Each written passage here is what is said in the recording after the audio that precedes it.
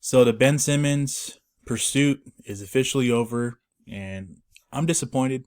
Adrian Wojnarowski came out and tweeted out that the Sacramento Kings have one of the most aggressive teams in the market, and once an eager suitor for Philadelphia's Ben Simmons have ended pursuit of the deal with the 76ers and have turned elsewhere in trade talks. Story soon.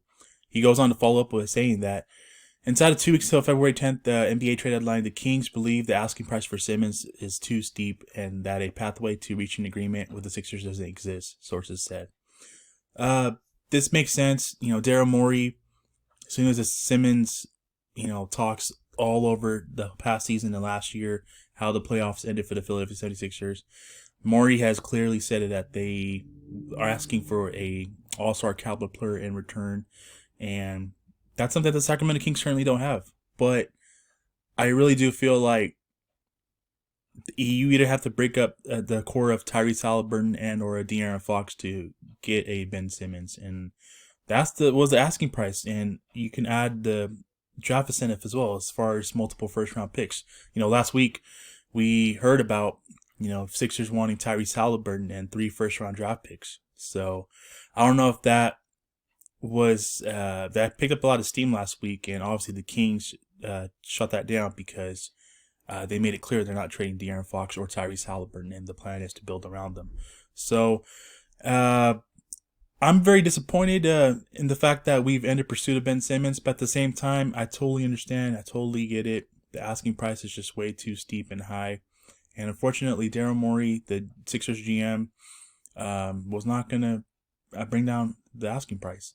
And the fact that Daryl Morey and Monty McNair, who's the Sacramento Kings GM, they worked together the past decade in Houston. And you would think that they can somehow recoup and reach an agreement to get Simmons in Sacramento. And I was very optimistic. I'm not going to lie. I really was very optimistic that the fact that Monty could reach a deal with his former employer. But no. They stood their ground. We stood our ground. And this is what it is. For Ben Simmons' caliber, I would have loved to see him in a Sacramento Kings uniform. I really felt like his playmaking ability, his all defensive ability to defend at the defensive end and guard multiple positions would have tremendously helped the Sacramento Kings defensively, and overall his high IQ and just the way he's built, man. Point forward, he could have really been like a Draymond Green type of player for the Sacramento Kings, and that's the way I saw and envisioned Ben Simmons in a Kings uniform. Very unfortunate, but at the same time, this could mean that this might open up other doors for Monty McNair and the Sacramento Kings front office. We know we've been linked to Domantas Sabonis. I know for a fact we're interested in Jeremy Grant, and we're also showing interest in Miles Turner as well. So I think that it's clear that this was Monty McNair's main target. I've been saying that for a while now, that Ben Simmons is and was Monty McNair's top target and who he's trying to acquire.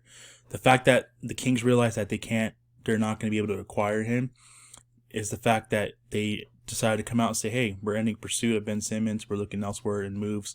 And this might be a good thing. You might see other doors open up now. You might see other, reports coming out saying that the Kings are trying to acquire this player, the Kings are trying to acquire that player. And that's a good thing because the Sacramento Kings, they're 18-32. They've lost 5 straight games. They're on a 0-3 road trip currently that has the potential to reach an 0-4 tonight against a very good Philadelphia 76ers team that you're playing in Philly. So Monty McNair is going to have to do some moves. He's going to have to reshape the roster. And I believe that he will do that. He knows that this team is not really good enough to compete. And I really do feel like from now until the trade deadline, he will make some moves to improve the roster and the landscape of the Sacramento Kings. And moving forward, I wish him luck. I mean, I can't fault the guy, man. Yes, I get the frustration. I get the anger, the fact that you guys all want to see moves and you guys all want, the Kings to make a trade.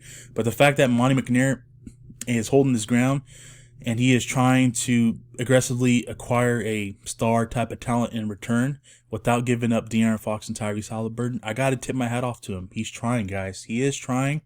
Will it eventually happen? That's yet to remain to be seen. Let me put it this way. I will be really disappointed from now until the deadline if the Kings do not make a move. A couple weeks ago, I mentioned that I wouldn't be surprised that the Kings don't make a move. This team needs a move. They have to make a move. And I'm not saying just to make a trade and make a trade. Obviously, don't do that. You want to make a trade to improve your roster. And I feel like the Sacramento Kings have a lot of opportunities to improve the roster. And moving forward, whether it's a Sabonis, whether it's a Miles Turner, even whether if it's Jeremy Grant, who's a good all-around basketball player. I think the Kings have the assets and they have the draft capital to acquire one of those names that I just mentioned. And I'll throw in John Collins' name as well. It's been reported that the Hawks are looking for a future first-round draft pick in return for John Collins. And I think that the Sacramento Kings should be jumping all over that. John Collins is a very good basketball player. And for whatever reason, I don't know why the Hawks don't want to move him. They just gave him that contract. But at the same time, I get it. Sometimes it just doesn't always pan out the way you want it to. And the Kings have options. I mean, sucks that Ben Simmons is out of the equation now, but at the same time, it's a good thing that the Kings have their other doors open, opportunities to land a all-star caliber talent. So, with that being said, let me know your guys' thoughts on this Ben Simmons news. If you're new to my channel, welcome to my channel. Please hit the like and subscribe. I'll greatly appreciate it. It would help out the channel tremendously. And I really do greatly appreciate your guys' love and support, man. It means a lot to me. So, thank you. Looking forward to tonight's game. We'll see how that goes. We'll have the post-game wrap here after the game. And it's going to be a tough game. Embiid's balling out this year. The Philadelphia 76ers just are a good basketball team. Despite Ben Simmons holding out, they are a good basketball team. So, with that being said, looking forward to seeing what Monty McNair does as well as far as moves, as far as that happens. And I know the rumor mill is going to pile up the next couple of weeks.